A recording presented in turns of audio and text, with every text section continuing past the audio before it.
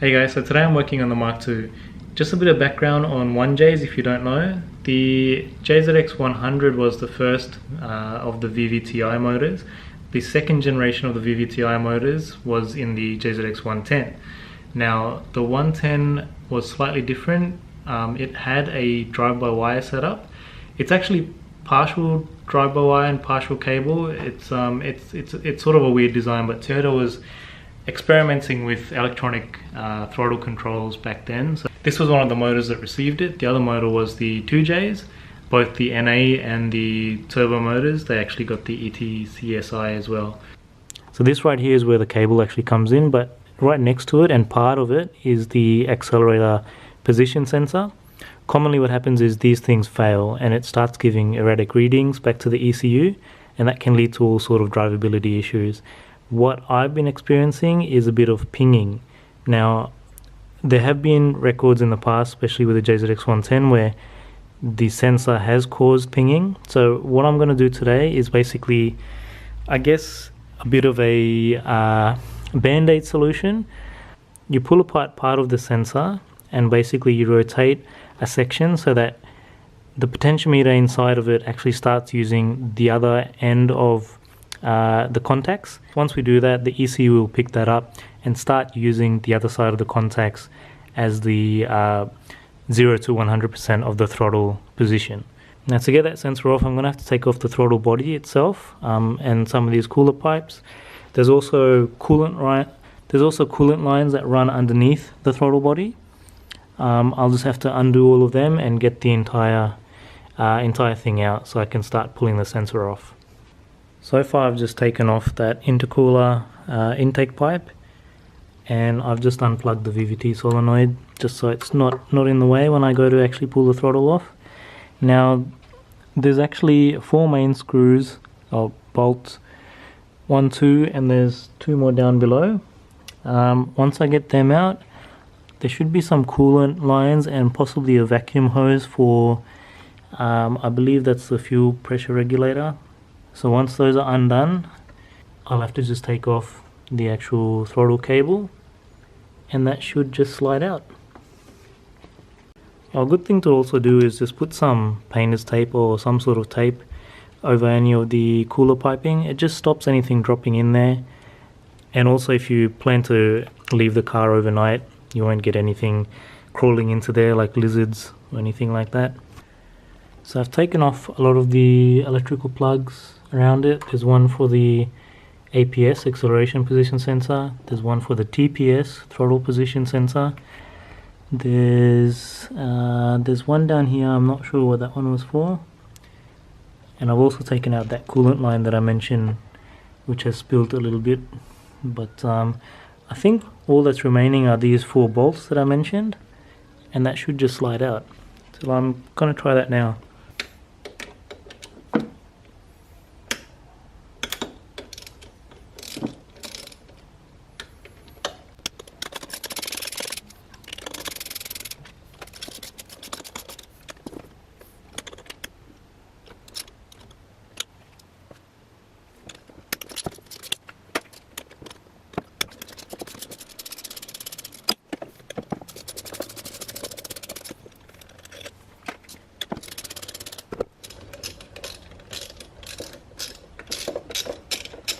You can see I left this top bolt on just so that when I take the bottom bolts off it doesn't go falling down.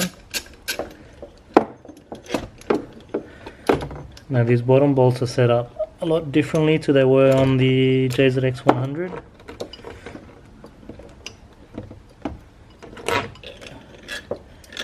They are super long bolts that go through the bottom.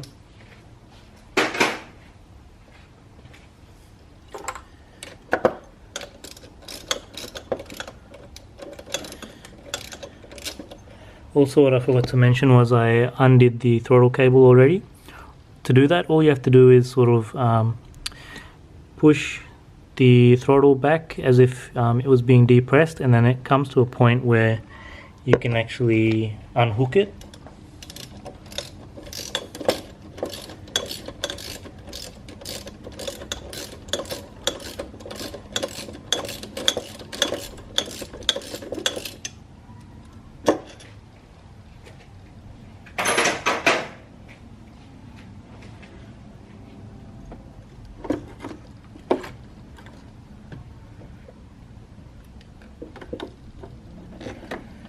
Okay, it looks like I've forgotten one. I think it's a vacuum line. And I'm losing a lot of coolant. Need to find a way to keep that upright. Alright, so after a lot of swearing, I've got the throttle body out. So you can see that was another coolant line there. And I've got one just here. And they are leaking out coolant everywhere. I'm going to try and find something to plug them. But yeah, I've got the throttle body. Got the throttle body now in my hand, and we'll go and put this on the bench and start working on getting the sensor out. Okay, so this is the throttle here. Now, I'm guessing that plug down here was for the throttle control motor. There's actually a motor inside of this. So what happens is when the ECU reads an input from the accelerator position sensor, it actually drives the motor and opens the butterfly. Don't know if you can see it, but there's a butterfly in there. And drives that butterfly open. Then what happens is the throttle position sensor actually senses the position of the butterfly. So all of that combined ends up giving the ECU lots of information about what the car's doing, and it also allows it to control the throttle for things like traction control.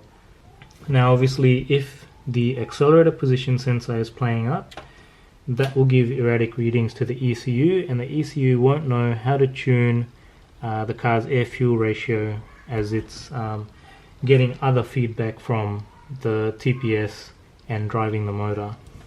So now the issue with this is Toyota don't actually stock this part separately. It was outsourced to Denso, so it's got a Denso part and a Toyota part number as well. Now Denso themselves have said they've discontinued the item. The only way to get this is to buy this complete throttle body assembly, which comes with all of the sensors already installed onto the throttle body. That sets you back roughly about, I think last time I checked it was somewhere around 1,400 Australian dollars plus postage from Japan. Now the supply of them is obviously going to get smaller and smaller as this has become a common issue.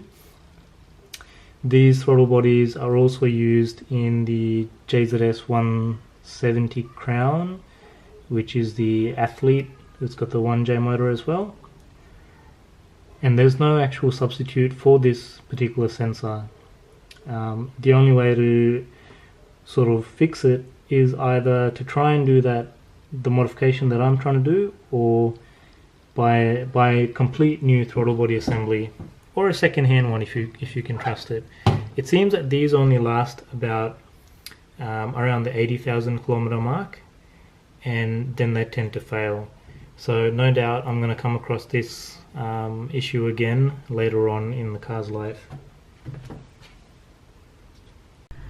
Now I'm just going to shine a light on the back side of the throttle body, or the butterfly. As you can see, it's filled up with quite a lot of carbon deposits, and it's probably a good idea to clean this while the throttle body is out. So what I'm going to do is just spray it with some carby cleaner would have been the best, or brake cleaner. All I've actually got on me is degreaser, so just make the best use of what I've got at the moment.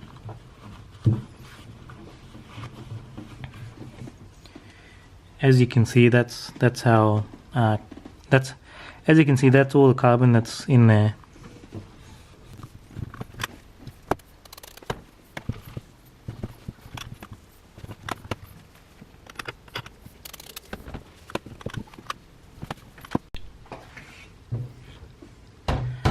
Okay, so that's the best I could do for now. If I had carby cleaner, it probably would have come out a little bit better, or brake cleaner. But now I'm going to move on to removing the actual accelerator position sensor. It's just 3 screws, so I'll do that now. Now these are already marked with factory markings of where the screws stopped. Can help you sort of line it up, I guess, when you're putting it back together.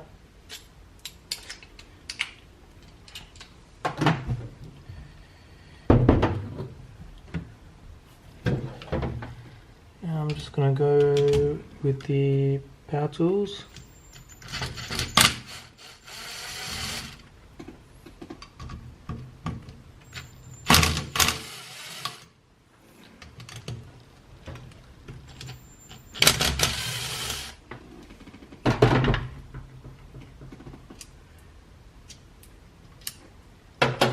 So I've got the 3 screws.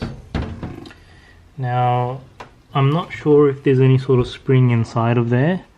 I'm just holding onto it at the moment. I don't want to remove it, but ideally you would have marked it with a pen. I'll see if I can find one.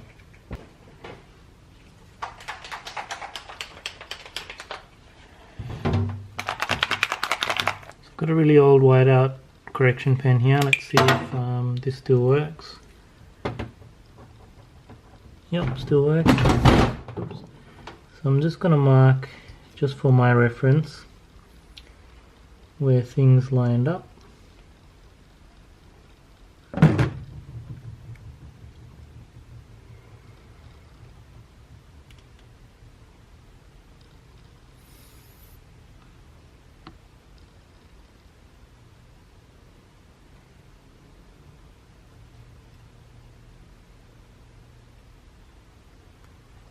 Okay, that should do. Now, just going to remove this now. I feel a bit of tension on here. I'm just going to let it rotate. Okay, and it came out. So those markings that I put there will help me sort of put it back together when it's time. So this is the sensor.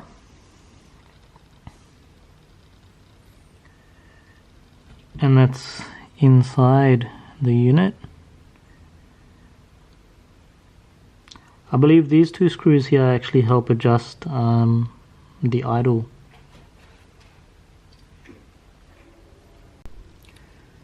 Okay, so now the tricky bit. I have to undo this plate so that I can get to the actual center shaft, which I'll be rotating 180 degrees. What I wanted to do before I do that is just mark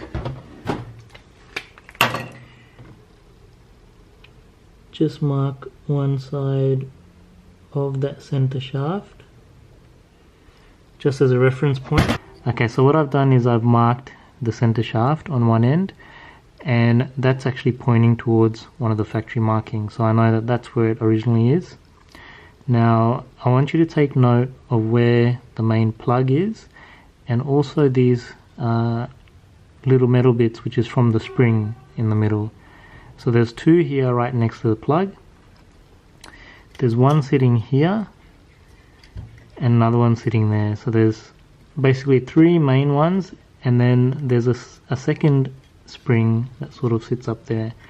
We'll be having to move these to get this main plate off, and then all we have to do is rotate the center shaft and put it all back together. I'll undo this bolt to get this main plate off, and just keeping in mind that these springs will want a full speed go back around the other way to release tension, so we'll just have to hold on to them before we take the plate off. So it's a number 10.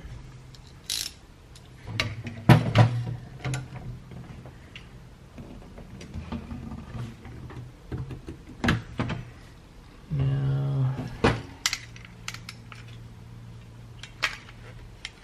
try aligning it. That's a number 12, sorry.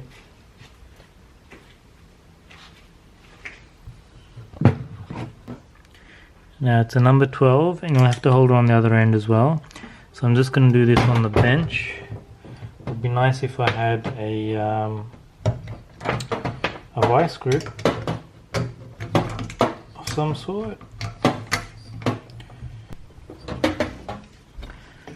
Okay, so what you need to do is remove this top bolt. It took a little bit of effort, but I got it undone. Okay, so there's a bolt, a washer, and then the main plate. Now the plate is held in place at the moment with these 2 springs.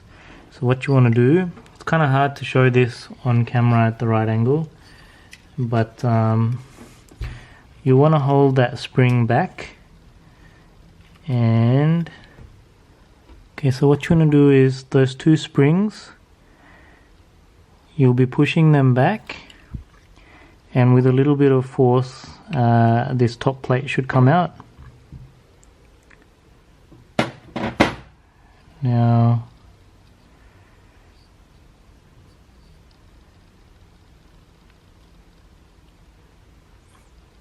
Now you can release those springs, or right at this point you can rotate the sensor. So I've got that marking there that was pointing up to that factory marking, and what I'm going to do is rotate it 180 degrees, grab this guy and put that back on. So now you can see, it's not focusing very well, but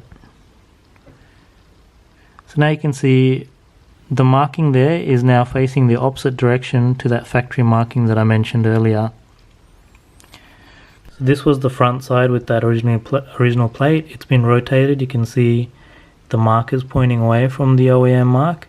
I've also just put the date there for future reference for myself to know that this is when I actually did the 180 degree sensor rotation. But yeah, so now I'm going to move on to the back end.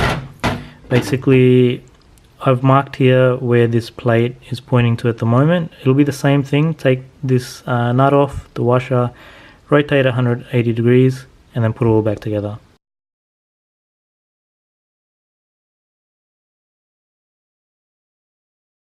As you can see, that's been rotated 180 degrees. That's the original mark. That's where it is now.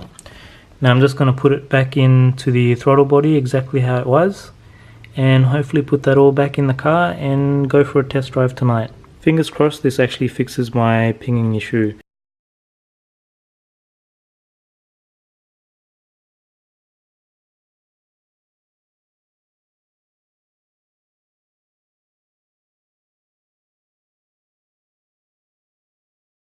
If it's not that, I'll have to start looking at things like the fuel pump, fuel filter, and possibly things related to the air-fuel ratio, so things like coolant temp sensor and oxygen sensor. Okay, so that's all screwed in and in one piece now.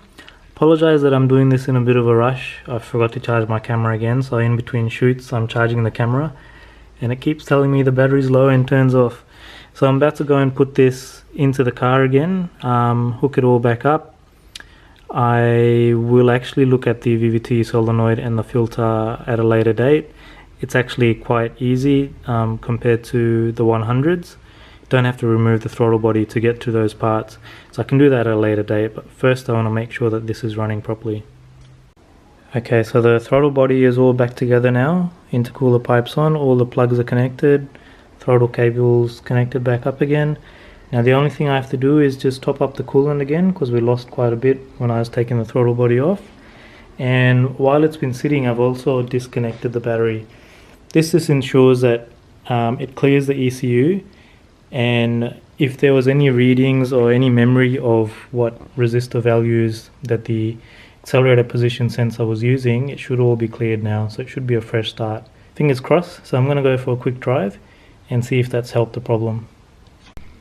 Hey, so I just got back from the drive. Don't want to jinx it, but so far so good. It ran really well. It took a while for it to relearn sort of throttle positions and the idle and stuff like that. Actually, when I first turned it on, the idle shot up to about 2000 RPM. The hot idle also took a little while to sort itself out. I actually stopped at a servo just to check over the engine bay, make sure there was no coolant leaks or anything like that from any of the pipes I removed. And after I got back in the car, started it up, it struggled to idle. This again is because the normal position for the idle reading is now completely different to what the stock sort of settings are. After the drive back, I went for probably about a 20-kilometer drive. Now on the way back, it seemed to be fine. I think there's still probably another 10 to 15 kilometers for it to learn exactly how to drive normally. But yeah, so far so good. It had really good response, and there was no sounds or there was no pinging sounds, which is good.